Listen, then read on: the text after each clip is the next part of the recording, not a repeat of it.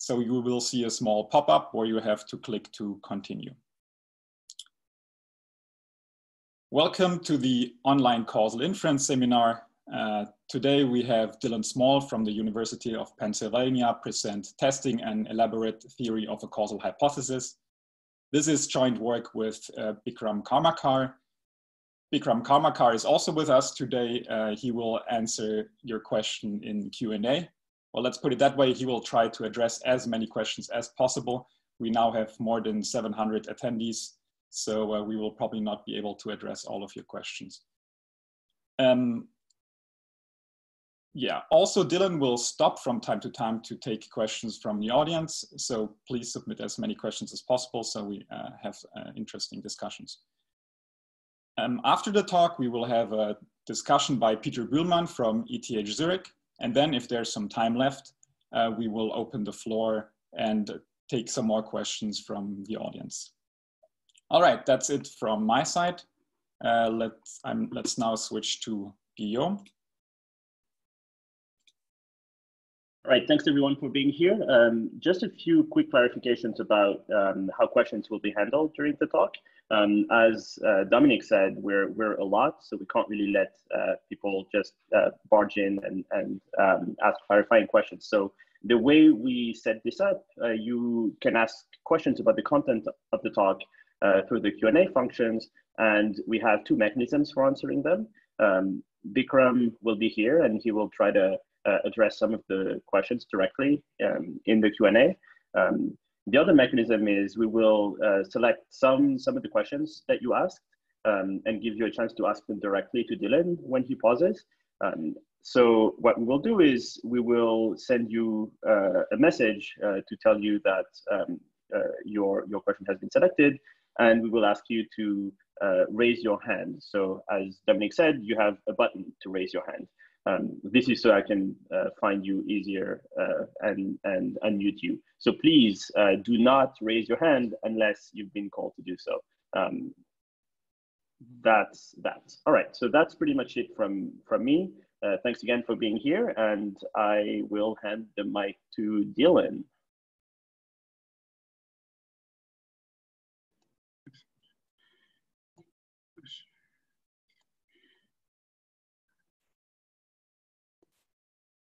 Okay, so hopefully everybody can see my screen now.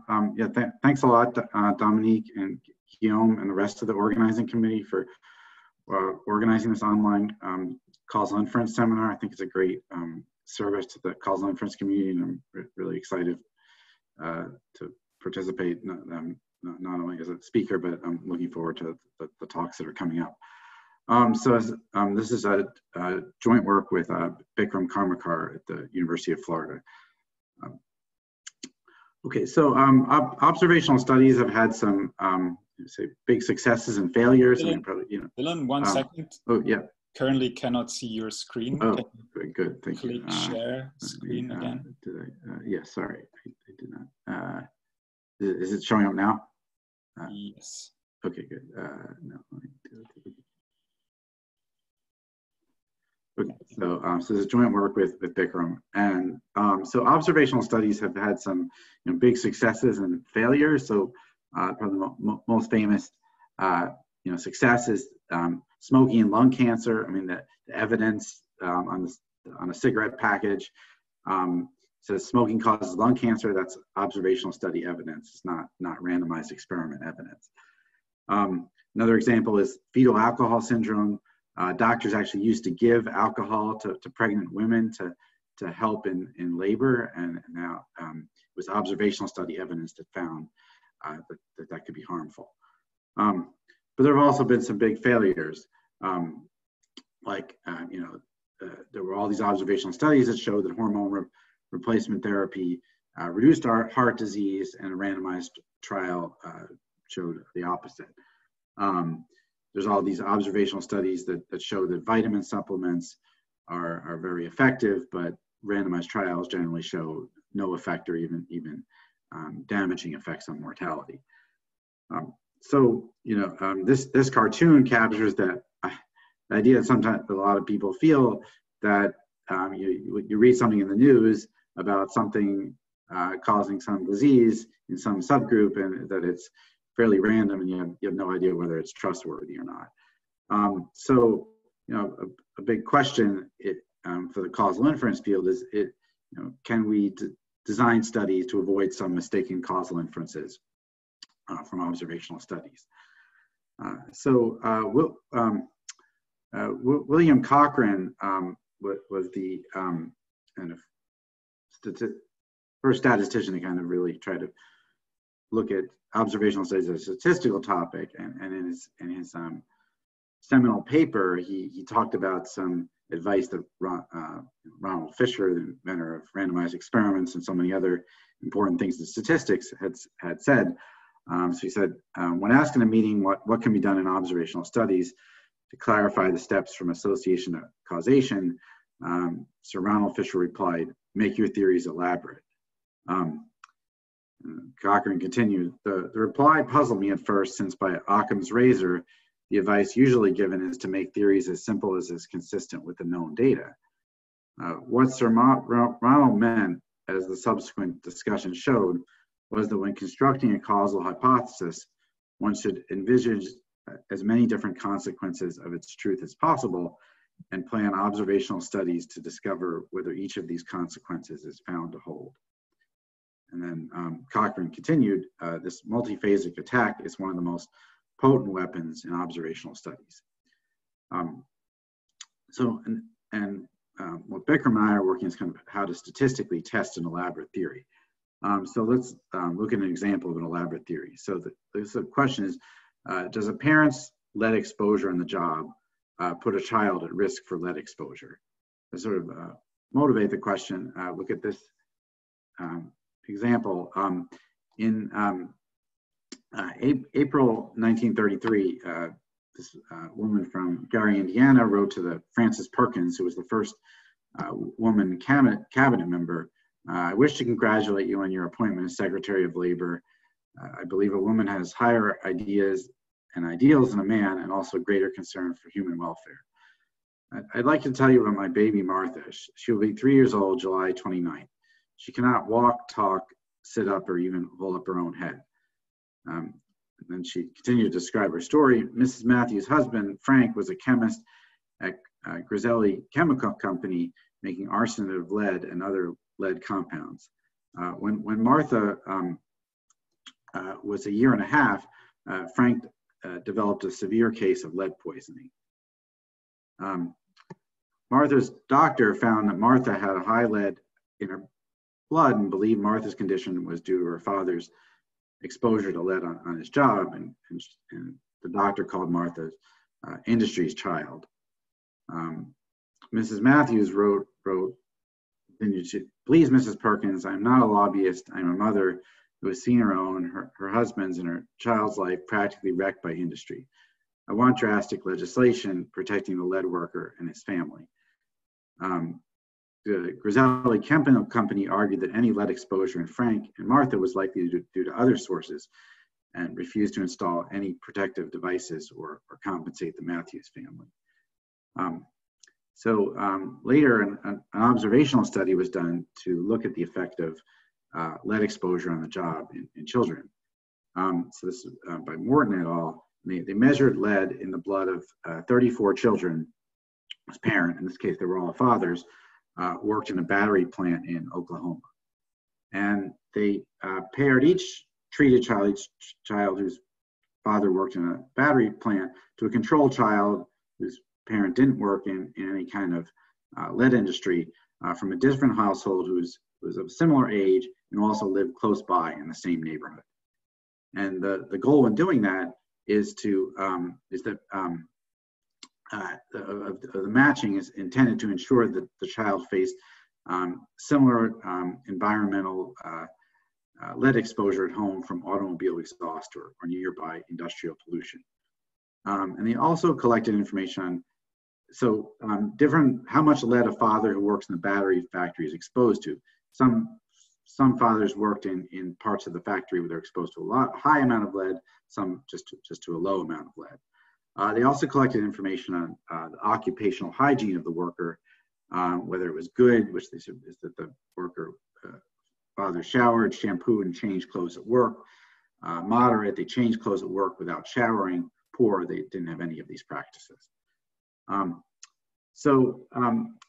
Here, the Wharton et al. Posited an elaborate theory. They said, if a father's exposure to lead has an effect on the lead level of the child, then they predicted, okay, the first thing is just the usual kind of treatment control comparison, that there should be higher lead levels in a treated child than a matched control. But they also use this additional information to make a more elaborate theory.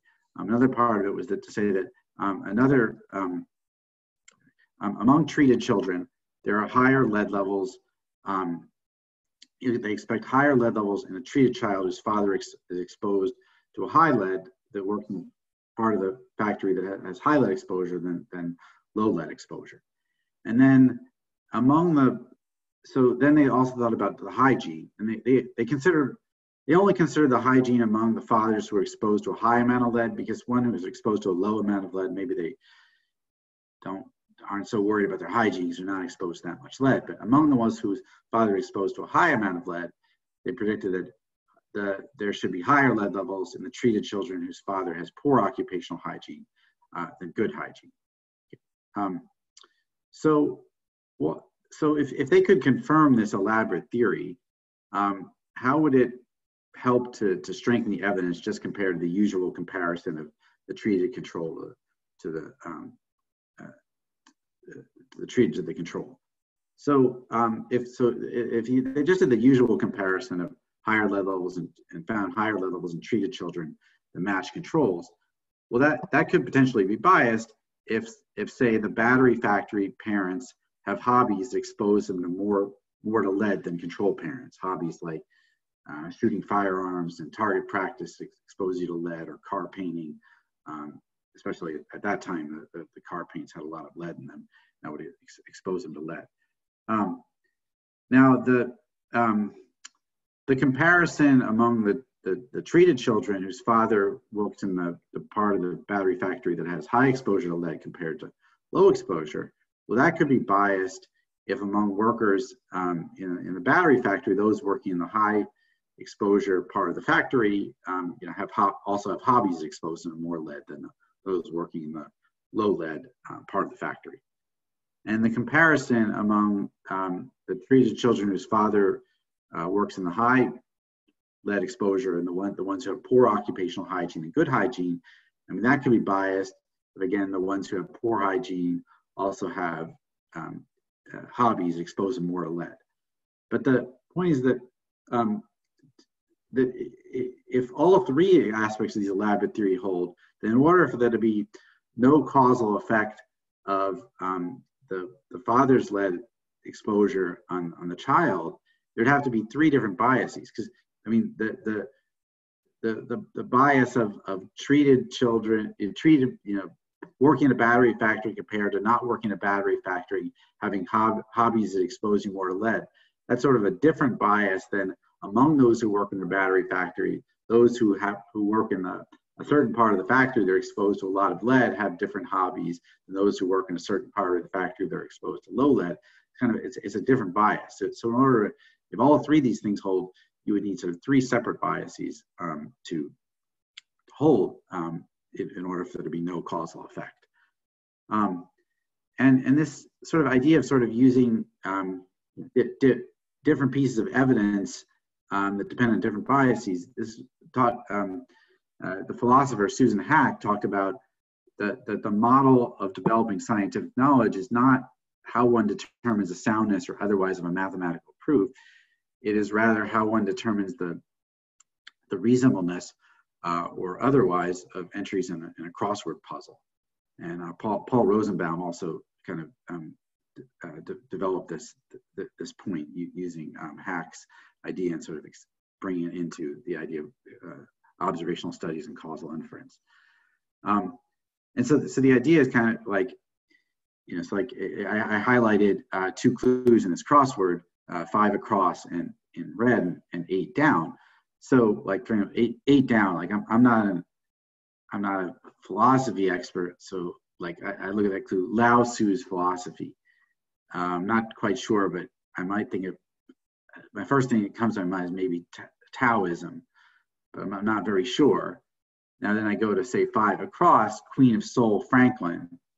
That I know more about music, so I think maybe I probably know that that's Aretha, and now I feel better about because that at least the T in Taoism matches the 5 across, and I feel better about my answer to 8 down.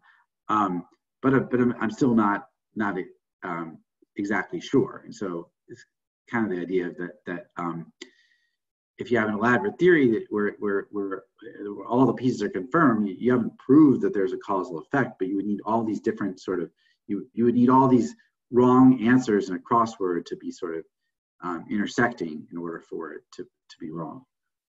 So let me pause here for any questions, and then I'm going to be getting into how do we actually try to test this elaborate theory. Hi, this is Guido here.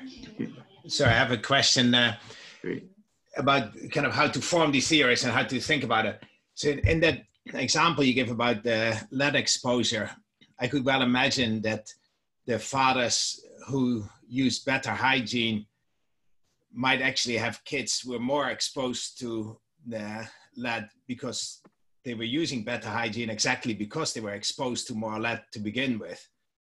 And so right. That's a good channels, right? The fact that people making deliberate choices kind of may lead these correlations to be the opposite sign of what you would expect. The same way you see that the correlation between police presence and crime may actually be positive just because police goes to the areas where there's a lot of crime. Right. That's a very good point. The reason they only considered hygiene, or in their elaborate theory, the reason they focused on comparing just among fathers who were exposed to high lead in the factory, the hygiene was the issue. That the ones who were exposed to lower lead might not worry so much about the hygiene, but as you point out, that could also have implications, in terms of their hobbies, and so I think it's an excellent point.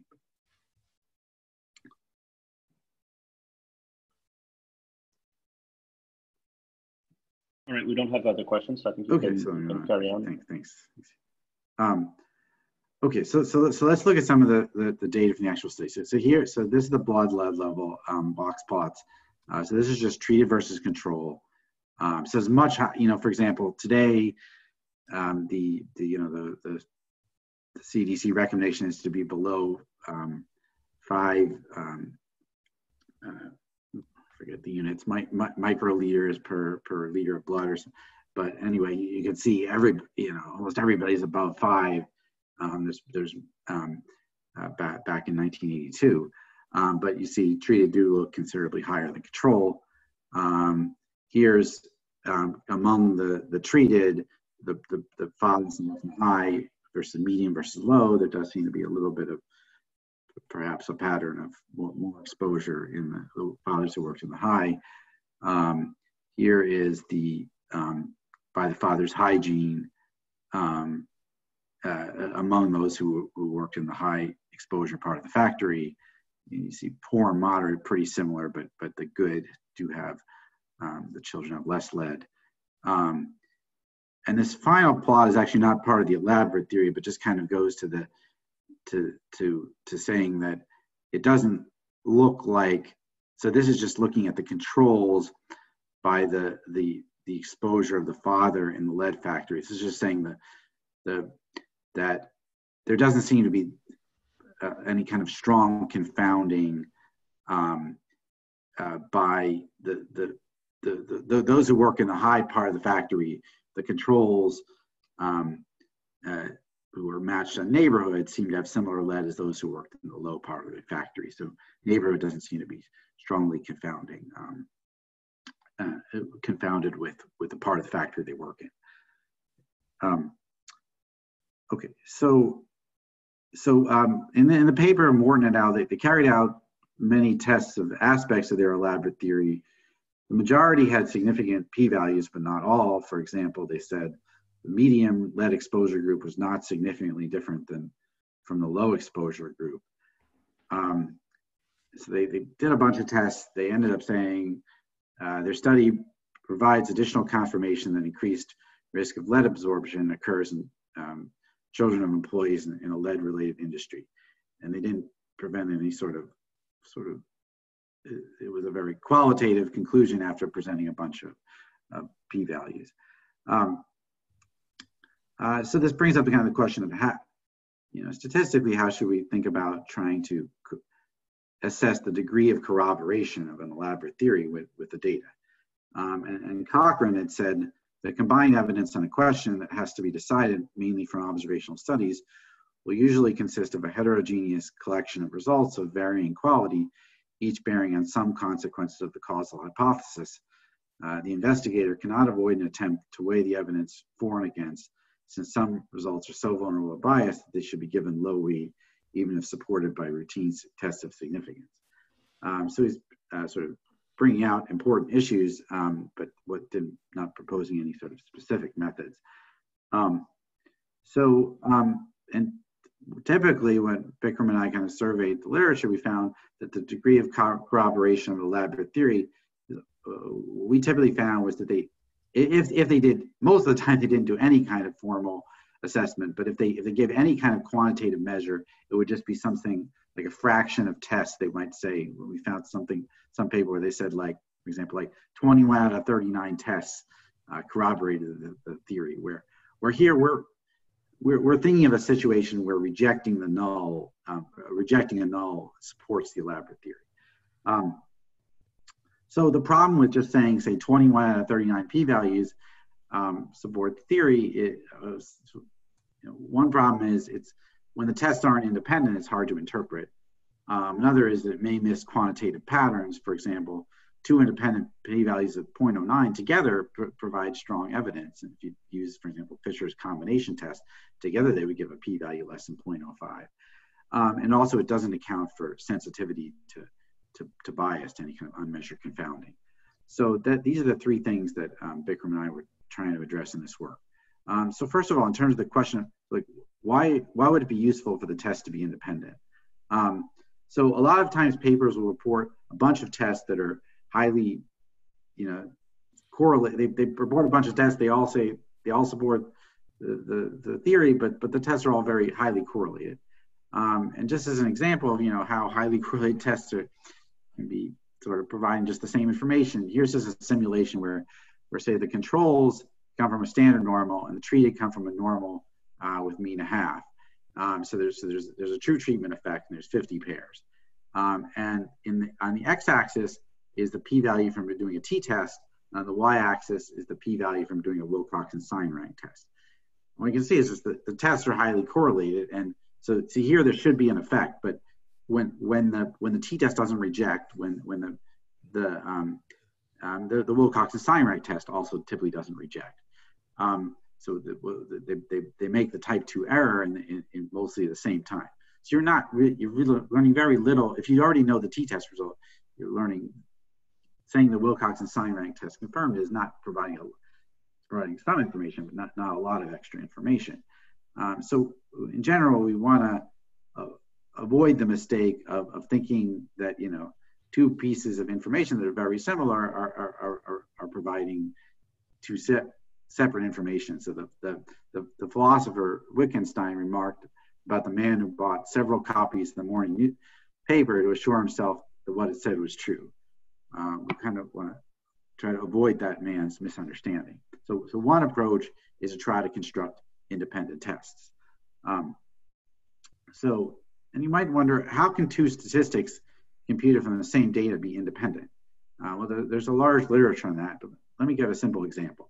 Suppose we were thinking about randomly assigning 3 parents, one to be a control, not work in the battery factory, one to work in a battery factory in a low exposure lead job, and one to work in a battery factory in a high exposure lead job. So we call the control group A, the one working in a low exposure job in the factory B, and one working in the battery factory in the high exposure lead job, group C. Okay. So, and let's think about sort of defining sequential ranks. We're first going to rank the lead level of the child assigned to A, be the control, among the three. So that'll be 1, 2, or 3 based on whether they have the highest, middle, or lowest lead level. Then we'll take out that child assigned to group A and define rank B to be the rank of the child assigned to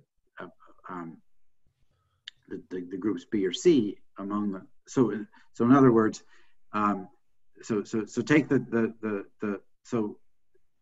so now take the child assigned to low exposure lead job and the child whose father was assigned to the high exposure lead job.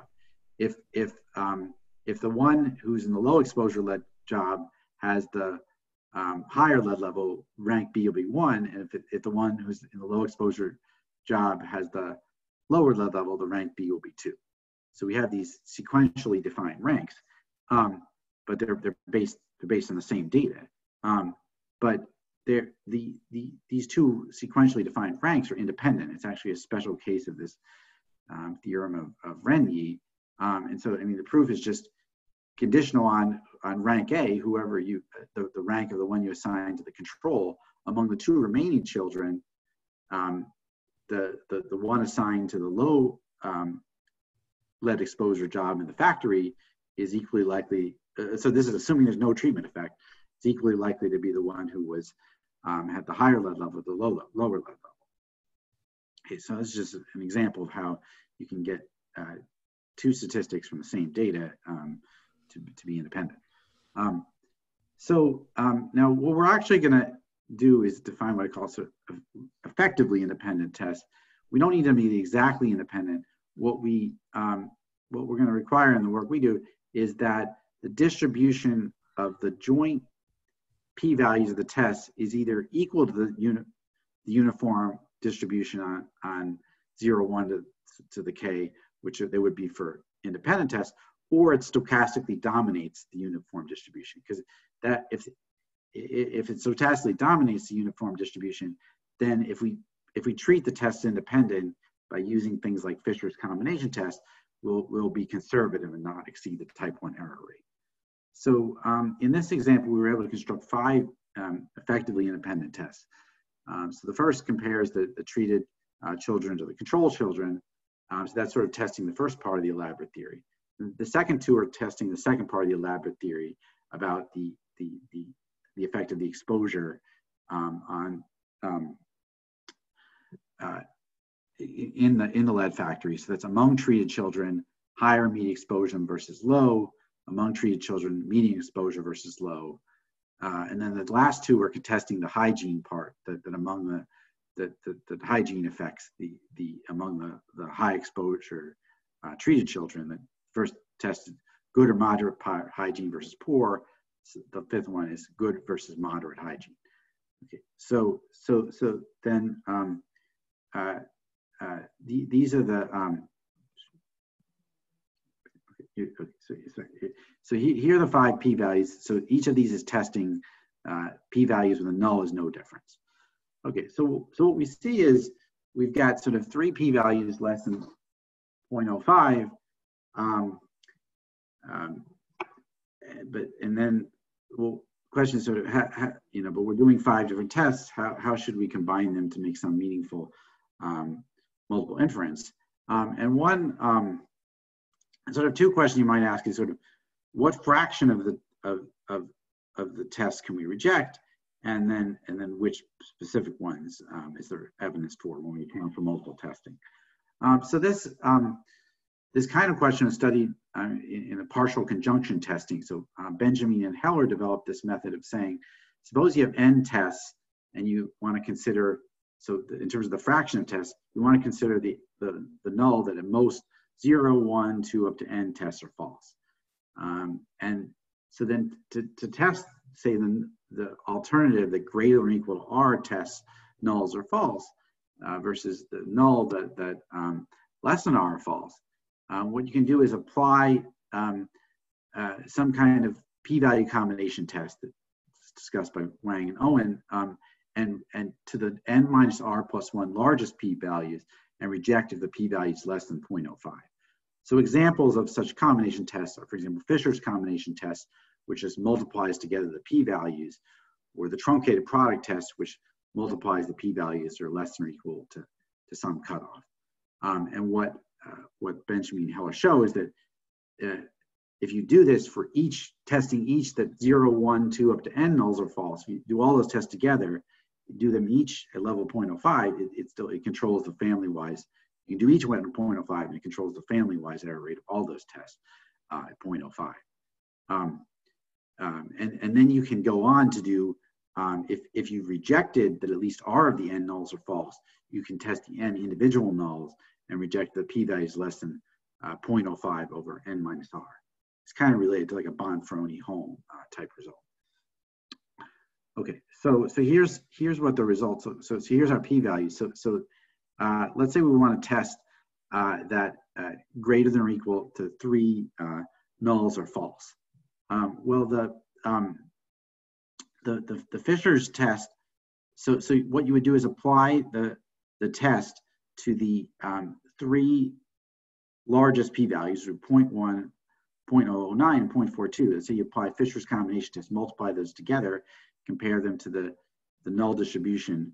Then the p-value for that combination test is 0.015. So we can reject. So we have evidence that at least 3 nulls are false, and then you can go on and test those individual nulls at level 0.05 over 5 minus 3 or 0.025, and so that they're all. So that then you have 3 nulls 1, 2, and 4 are all less than 0.025. So you have evidence that nulls 1, 2, and 4 are all false, and so that sort of gives support for some parts of each of the elaborate theory that the treated are bigger than the controls, that having a higher exposure to lead in the factory leads to higher lead, and finally that the hygiene matters. But not all aspects of the theory are completely supported. If we test it more than 4 nulls are false, we get an overall p-value of 0.18. So we have some quantification that the elaborate theory is somewhat supported, although not totally. So let me pause for any questions here. All right, so yes, we have a few questions. Let me unmute Adele first. All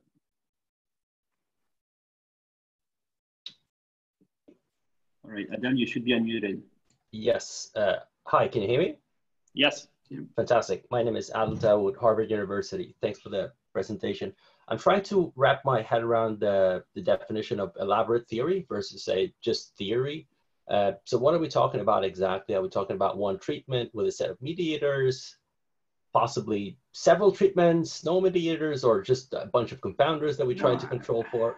So I'm just trying to understand sort of that definition. Thank you. Yeah, I think it can be any of those. I mean, I don't, I think the elaborate theory is meant to try to say, go beyond just saying that you know, treat is bigger than control, try to envisage more consequences of if you think that the causal, if you think there's a causal effect, sort of how does it happen? What are the consequences of it? So any of those things could be part of an elaborate theory. Thank you, Dylan. We have another question by Xingyuan. You should be unmuted. Okay, can you hear me? Yes. Okay, so Dylan.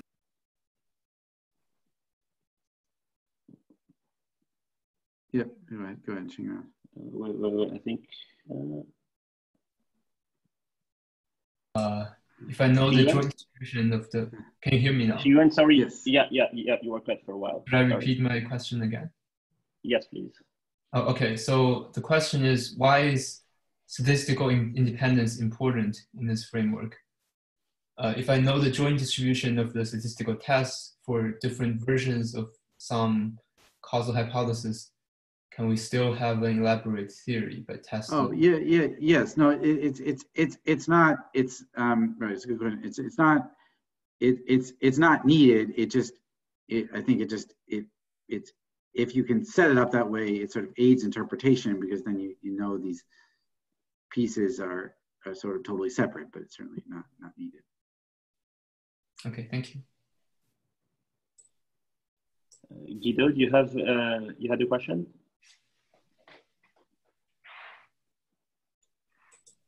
You're muted. Sorry. Yeah, you're good now. So about the independence of the test, that's obviously something you can't really enforce. I mean, in the Wittgenstein example you gave, if I actually just have 5 copies of the same newspaper, that doesn't add anything. But if I have 5 copies of different newspapers, they may still be based in the end on the same underlying reporting. And so how much, that's not going to necessarily add much. And so how would I know in practice whether I actually have somewhat independent information? Right. Well, I mean, in terms of kind of, setting up tests that at least are statistically independent, that's something we could, and there is kind of a, both in our work, but Paul Rosenbaum has developed this whole theory of evidence factors, has sort of given some recipes for sort of how one might, in a variety of settings, construct independent tests. But yeah, I mean, in general, it may, as you say, it may not be possible, or it may lead to awkward tests that don't really make, where it may be more natural to make them not independent. That's a good question. Okay, so we have one last question. Let's see, Luke Miratrix, are you okay asking it live? Hello? Hello, am I live now? Yes, you are. Okay.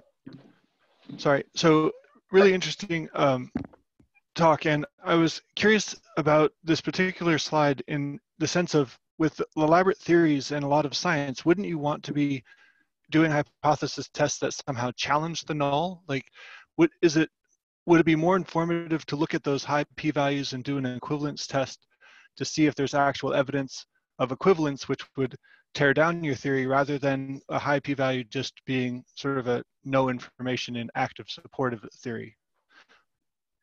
Yeah, no, that's a great question. So yeah, I mean, so like these particular tests are set up where the alternative, where you're trying to find evidence, right, for is there evidence to support the theory? But yeah, right, but you could also have tests where sort of where equivalence would be needed to support your theory, and where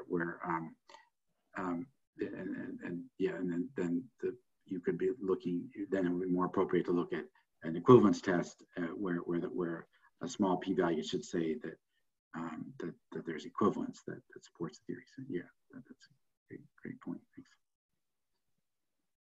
Thanks, Luke. All right, I think we've asked all the questions. Okay, great, thanks. Go ahead. Okay, so far the tests have assumed no hidden bias. So the big challenge in observational studies is that the treatment and control groups may differ in ways other than the treatment that matter for the outcome. And there's as this cartoon gets at, there's two types of bias. There's the bias over bias that we can control for by measured covariates, things like stratification, matching, regression. Then there's bias unmeasured variables that we can't control for. So sensitivity analysis looks at sort of how sensitive conclusions are to unmeasured biases, and there's various methods that have been developed. So here we particularly use Paul Rosenbaum's gamma method. So in the gamma method, there's this parameter gamma, which says between two people with the same measured covariance, what's the maximum odds that one gets treated rather than the other because of unmeasured differences, confounders. If there was no unmeasured confounders, gamma would be 1 because they would have the same odds of being treated. That, like in a randomized experiment, gamma would be 1. If gamma was 2, that would mean that because of an unmeasured confounder, somebody could have double the odds of getting treated even if they have the same measured confounders. And for any gamma in any test, you can find the maximum p-value. So that's what's shown in this table. So for example, if we look at the first column of treated versus control, we see that, okay, we still would have evidence of a treatment effect, even if there was an unmeasured confounder that quadrupled the odds of somebody working the battery factory versus not. The maximum p-value would still be 0.035. On the other hand, if we had an unmeasured confounder that could quintuple the odds of working the battery factory, then the maximum p would be above 0.05.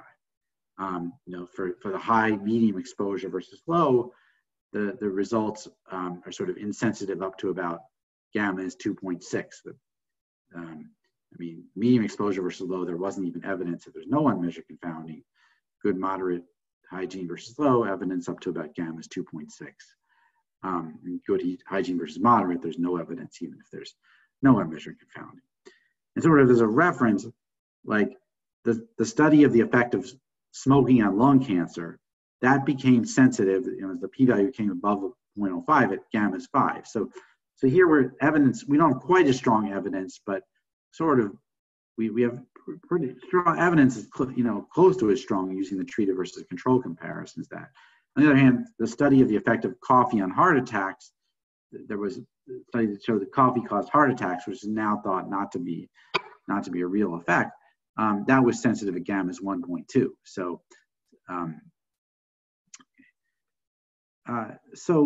And in the paper, Bikram and I, we showed that if you apply the partial conjunction procedure to a sensitivity analysis, that you can apply it and still control the family-wise type 1 error rate. We showed, and Bikram in some further work has shown that using this truncated product, or Bikram has developed a smooth truncated product that actually has better power in the context of a sensitivity analysis. So here are the results. So we see, for example, that rejecting 3 nulls, as we did with gammas 1, it's insensitive up to about gammas 1.4. If there's unmeasured confounding that increases the odds of working the battery factory by 40%, that would be, we'd still have evidence for rejecting 3 nulls, but no longer at gamma is 2. Dylan, just very quickly, you have around 5 more minutes. Okay, great, thanks. Okay, so overall we see that there's support for elaborate theory, the elaborate theory, not only with no unmeasured confounding, but up to some moderate amount of bias. So I want to finish up by just giving, so here in this example, we saw that there was sort of overall some support for the elaborate theory. So I want to sort of finish up with a different example. So this is looking at are Catholic schools more effective than public high schools? So here's an elaborate theory. He's kind of pulling together various things that have been talked about in literature. So say Catholic schools are more effective than public schools among comparable students who are matched on, say, IQ prior to high school, parents' education, parents' income, and parents' occupational prestige. So the first prediction is just that Catholic schools will earn more than public school students. So here we're looking at the outcome of earnings. Another thing people have talked about in literature is using geographic accessibility as an instrumental variable. So that's so the idea here is to say that, okay, if you live near Catholic schools, you're more likely to attend a Catholic school.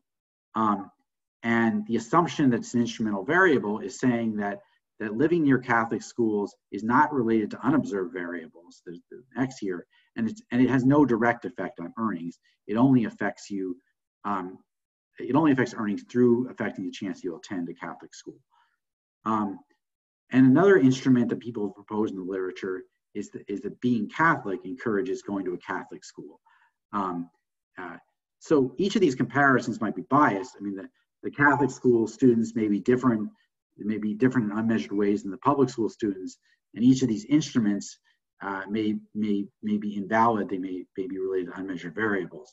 Okay, but each of these has been their studies looking at each of these. Okay. So in this work Bikram and I did with Paul Rosenbaum, we considered all 3 analyses in one data set, the Wisconsin longitudinal study. So we looked at, for geographic accessibility, we looked at the urban versus rural, that the urban students are much more likely to attend Catholic schools. There are various papers that use urban rural as an instrument for Catholic schools. again, we looked at the religion. Catholics are much more likely to attend Catholic school than non-Catholics at this time in Wisconsin, when the study was done, almost never attended Catholic school, whereas Catholics attended in urban areas, about 44% of Catholics attended Catholic schools, and in rural areas, 17% attended Catholic schools. And then we also looked at this direct, for the religion thing, we stratified on urban rural. And we did a direct comparison of Catholic students attending Catholic schools to students attending public high schools, where we stratified on both urban, rural, and religion. And for all analyses, we stratified on these IQ score prior to high school and parents' background. Okay, and we show in the paper that the three analyses are effectively independent.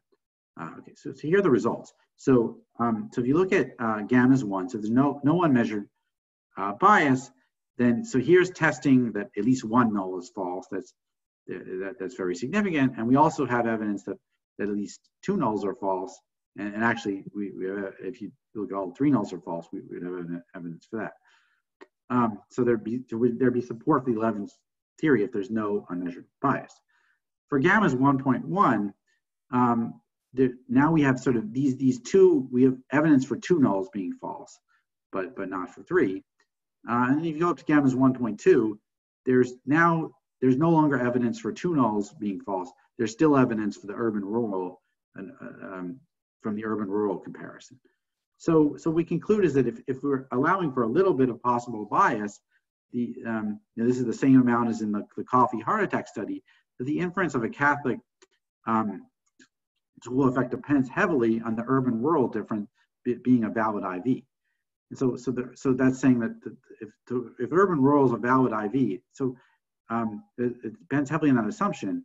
And let's look at sort of a test of that assumption. So basically non-Catholics never, in this data set, almost never attended a Catholic school. So among non-Catholics, there's no link between urban and Catholic school. This link is broken. So if urban is a valid IV, urban should have no effect on earnings if these are actually X'd out among non-Catholics. Urban should have no effect among non-Catholics. What we actually see is that among non-Catholics, people who grew up in urban areas earn more, considerably more. Just quickly, can you wrap up in the next minute or two? Yeah. So it is a so this analysis, this looking at this elaborate theory raised. It really wasn't. It was only supported by only one analysis was supported. Overall, it wasn't supported up to some moderate bias. In summary, a design that always encourages causal conclusions, a design that cannot suggest caution and restraint, is not a good design. An easy way to publish false causal conclusions is to decline to look for evidence that might reveal bias if present. On the other hand, if you do look for evidence of bias and you find support for all aspects of an elaborate theory, that strengthens the evidence. Let's just wrap up with there's this quote from Charles Peirce sort of saying, supporting looking at an elaborate theory. And in general, I think we've just kind of scratched the surface on how to corroborate an elaborate theory and look at the statistical inference. And there's a lot more work that could be done in this direction, and these are the references. Thanks. Great, thank you for this fantastic talk, Dylan. We will now switch to the discussion. First, we will have Peter Bühlmann present some slides. Then after that, we will have Dylan can quickly respond to it. And then if time permits, we will see. We will take some questions from the audience. Peter. Yeah.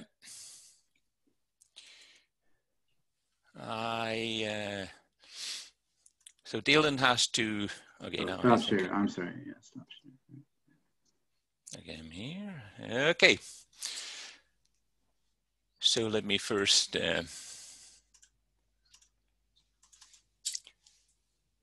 share this. So I'm the discussant. I'm very pleased to do the discussion here. And I would like to congratulate Dylan for this truly excellent talk.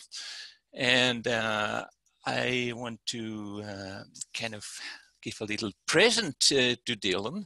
I need to put this is kind of the wrong way around, but anyway, this is a bit of Swiss chocolate for you. It is a little present. And the idea, of course, is if you eat a lot of Swiss chocolate, you will even produce more ingenious ideas, as I will make clear in my little presentation here. So here we see, of course, this is the justification that if you, Dylan, eat a lot of Swiss chocolate, then indeed it will produce a lot of ingenious ideas. This is the chocolate consumption. This is the ingenious ideas in terms of number of Nobel laureates, and there's a truly strong correlation there. Okay, so this is just one little present for Dylan. Maybe you remind this and just start eating chocolate even more so. But now I'd like to switch to a slightly different story. Hey, Simon, can you bring me a cigar, please? Okay, so. Ah, this is really wonderful, so enjoyable. Ah, it's really calming. I don't think really at all that this would be bad for my health. It's so, it's really truly wonderful. Thanks, Simon. So this is kind of my explanation that I just believe smoking is really good for me.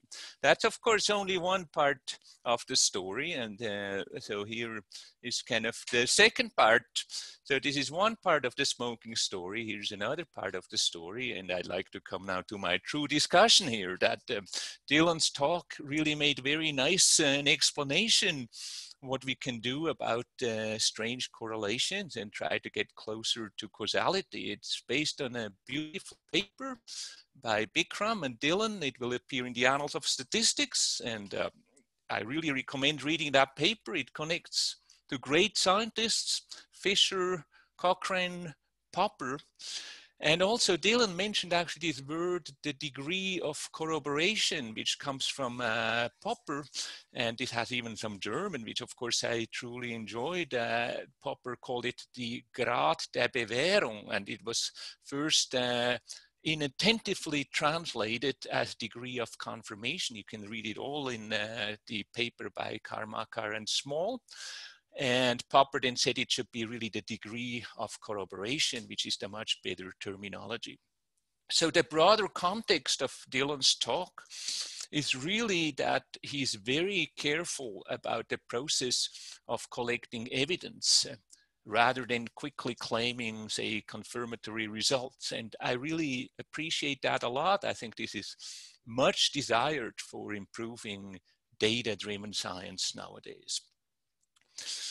Slightly more technical, I have one issue on this setting up a multi-phase elaborate theory and also the issue of ordering. So as Dylan explained very nicely, an elaborate theory is actually a set of ordered statistical tests. There's a methodological trick. There's near independence of these evidence factors. I think it's very cute. We already had a small discussion about that. And my question to Dylan and also to Bikram is there actually some sort of a recipe to set up such an elaborate theory? Or is this more the art of the statistical science, of the kind of science of modeling the problem? And on a more technical side, I have to question whether the ordering of these tests actually matter. So we have seen it's kind of like a sequential set of tests. There's a first hypothesis, a second, but the question is here a bit whether the ordering actually matters. Then there's the problem with hidden confounding, as Dylan has very nicely. He addressed this in a very elegant way with sensitivity analysis. I think it's very beautiful that there's also frequentist error control here. It's a general, very nice idea of sensitivity analysis, which has been proposed by Rosenbaum a long time ago. And it's perhaps also more realistic than trying to perform some sort of full deconfounding, which people have recently tried in other papers. Obviously, the problem with hidden confounding always relies on some assumptions. And here we have a binary treatment situation. There's a linear logistic treatment assignment model. And my question is somehow, how about continuous treatments? Would that be much more difficult because there are many more models, maybe more room for model misspecification? And do we still have these kind of guarantees with robustness to hidden confounding? The robustness against hidden confounding, I think it's very important. And in the paper, they show actually under no hidden confounding that you can either use Fisher's aggregation rule or the truncated product aggregation rule for p-values. And they are optimal in the Bahadur sense, again, under the assumed model. From a more practical point of view, and I mean, Dylan showed us also these kind of tables for different values of gamma, which protect against the hidden confounding. You get different inferential statements. And my question is somehow, how much confounding, or how should we choose the gamma value? How much confounding do we allow for? And my last small point is on multiple testing. It's a very clever combination which they use of frequentist multiple testing adjustment. This is actually for the partial conjunction hypothesis. I think this is a very useful framework. It has been put forward by Benjamini and Heller. In this current situation, the number of tests seems to me relatively small. And so actually one would think that the choice of the adjustment method is maybe not that important. Especially when I looked a bit at the tables in the paper, when I want to protect against strong confounding, when I want to use large gamma values, maybe it's not so important what kind of adjustment method I would choose. Nevertheless, they have a nice theory saying that if you use Fisher's or the product aggregation, this is kind of optimal from an asymptotic point of view. Thank you again for the wonderful talk. I truly enjoyed it, and I stop smoking now. Thank you. Thank you for this wonderful discussion. Dylan, do you want to quickly respond to this? We're tight on time, but... Yes, thanks a lot, Peter, for the great discussion. Just briefly, in terms of a recipe for an elaborate theory, I think, what sort of statistical and causal inference methodology can contribute is kind of, ideas for, general things that have come up in different elaborate theories, things like looking at outcomes that are unaffected, ordering of multiple control groups, how their outcomes might go, looking at dose-response relationships, ideas that people might come up with, and then you would sort of, but then it sort of has to be combined with, sort of a subject matter knowledge to actually come up with a good elaborate theory. In terms of the ordering of the tests, that is something that that Bikram and I am working with Anqi Zhou in terms of the Anqi Zhou is at the National University of Singapore on working on a project for the second example of trying to reduce the dependence on the ordering, but there's certainly a lot more work that could be done in that direction. In terms of the amount of confounding to allow for, again, that's kind of, one thing one might look at is how much do measure confounders matter and sort of calibrate it to measure confounders. But I think there's probably more work that could be done in that direction. But thanks a lot for the great discussion. Thanks.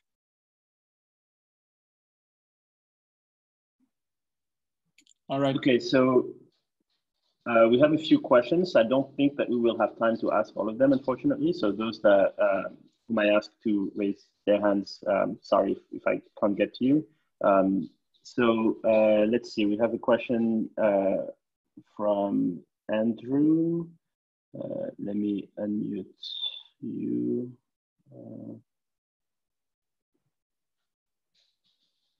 All right, you should be live. Okay.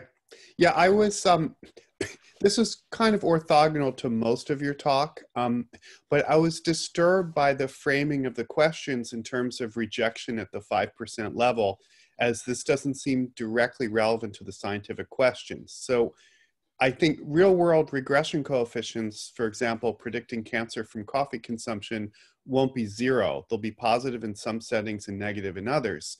So I feel that the null hypothesis significance testing framework is missing the point. This is beyond the question of why we should care about 5%, but just even more generally than that. Yeah, I mean, that's a good point. I mean, I think you know, these considerations could, I think one, you know, I was saying, I think it'd be good to bring these considerations of corroborating elaborate theory into you know, different frameworks of thinking, like some of the kind of hierarchical modeling that you've developed. That would be a great development. Thanks.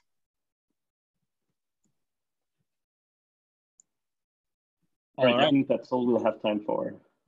Yeah, so I think we should wrap up now. 1 second. First, thank you all for coming, and thanks to Dylan, Peter, and Bikram for volunteering today for this experiment.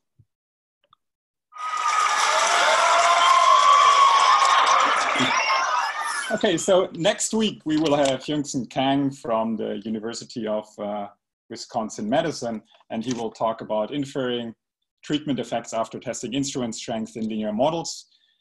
So we are very excited about that, and we hope to see you there. Also, if you have feedback, please drop us an email or write us in the chat.